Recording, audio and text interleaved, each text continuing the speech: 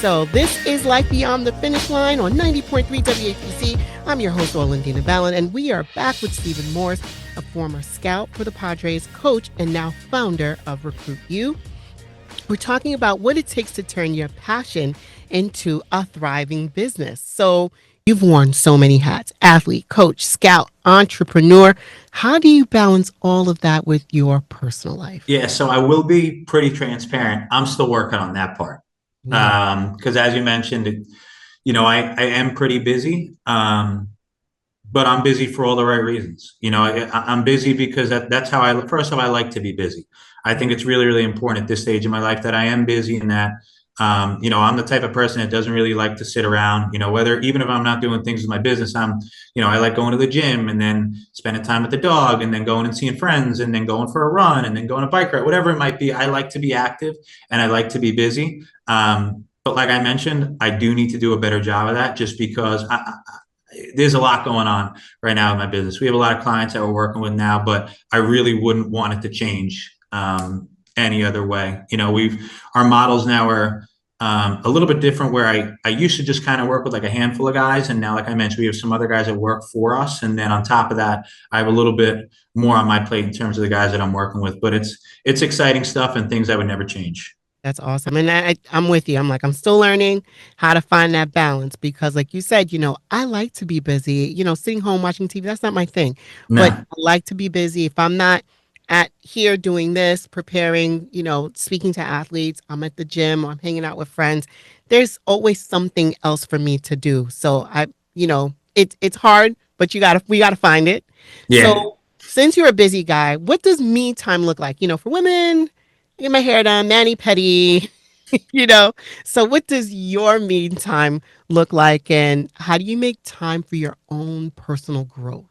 I guess me time for me would be, like I mentioned, I'm very active. I like I'm very involved with health, fitness, nutrition, that type of stuff. And then I like to be outdoors. I live down here in Tampa, Florida now, and just Florida in general. I wouldn't change that for the world, really, because I enjoy the lifestyle down here, being able to be outside and be active and things like that. So I'm outside a bunch, and then I spend a lot of time with my friends, my family, my dog.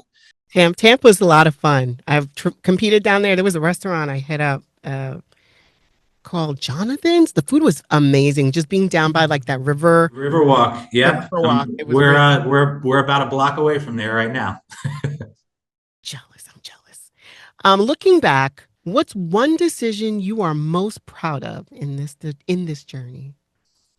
Yeah, I would say about 2 years ago that's probably when the business started to take off a little bit more than it was prior, and that was just more so when I kind of decided to go all in with the business at that point. Originally when I started this, like I mentioned, I still wanted to stay involved with the college game, but I was doing other things. I was coaching and teaching and doing all this different stuff where I still had a lot of my time is being taken up. So I would take a handful of players and I would work with them and it was going great and that's good. But then 2 years ago, I decided to kind of expand it. I personally really needed to understand and learn how to be a business owner myself because, I've always, even when I was a head coach at a college, I was still working for somebody. I was working for the athletic director. I was working for the school president, teaching. I'm working with the principal. I'm working with the school district, all this type of stuff. So in terms of, in entrepreneurial sense and owning your own business, I needed to understand what works for me. What is the process that I could follow, in order for me to be successful in this business? And 2 years ago, I just kind of started following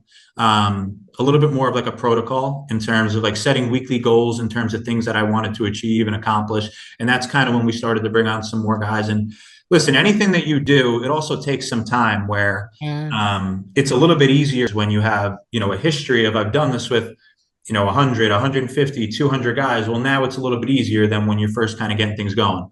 But I would say definitely 2 years when I kind of just looked myself in the mirror and, from talking to some of my mentors and things like that. And, people kind of just explained to me that they believe that I can kind of do this. And I kind of started to believe in myself a little bit more. And it's been a good situation, moving forward since then. I love that. And I think having mentors is super, super important. You said a key word there. As we come to a close, what advice would you give to athletes approaching the end of their careers, and how can they pivot and use their talents in new and meaningful ways? Yeah, I would say, you get 2 ears and one mouth for a reason. And the reason that I say that is, I've learned a lot throughout my time in terms of, I mentioned mentors and things like that from, even parents, mentors, leaders, coaches, people that I work with. I've learned a ton through those people. And I always say, I wish I could have coached before playing, because that's kind of when I started to really open up to learning and listening to some people more. I used to be much more reactive, just in the sense where, as a player, like, oh, well, you didn't do this good. Well, I have the answer, this, this, that, and the other. And it's really, really important just to be able to understand that you don't know everything, and being able to learn from people is really, really important. Now, I'm not saying be a pushover or anything like that. And what I mean by that is, I remember if somebody doubts me or somebody doesn't believe in me, I always remember, who the person is, what they said, when they said it. But I remember that stuff for other reasons, because I think it's really, really good and really motivating to be able to reflect and look back on these things that you may have harnessed and utilize those to, be successful in whatever your next walk of life is. So that would be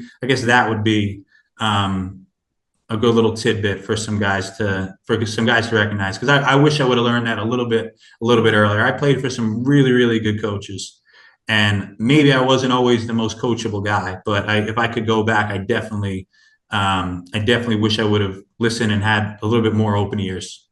I love that. I'm going to leave it like that. You have 2 ears and one mouth for one reason. Stephen, I want to thank you for your insight on navigating transitions, building, and staying grounded while leading with impact. It's exactly what we need as listeners. 2 ears. Thank you so much for having me. I really do appreciate it. It was awesome, getting to tell you a little bit about my story and the business and my journey. And it's always a pleasure to come on in here and talk to you. Or where can they find you, I could say? We have a website, recruityoullc.com. And then outside of that, our Instagram page is recruityou_LLC. We have a Twitter as well with the same handle. But just in terms of learning a little bit more about the business, our Instagram has various athletes that we work with, some success stories and things like that. Yeah. And the website obviously outlines a bunch of what we're doing together. And you could fill out a contact form on there, and I'll make sure to get in touch with anybody that goes on there, because I definitely appreciate having this outlet and this network to be able to talk about my business on. I appreciate you. So with that being said, fam, remember to be bigger, fitter, stronger. Bigger in mind, fitter in body, stronger in spirit, and be good to this wonderful temple called you. I'm Orlandina Ballin, a.k.a. The Fitter Woman, inviting you to join me next time on Life Beyond the Finish Line. Available wherever you stream your favorite podcasts, and always right here on the voice of NASA Community College, 90.3 WHPC.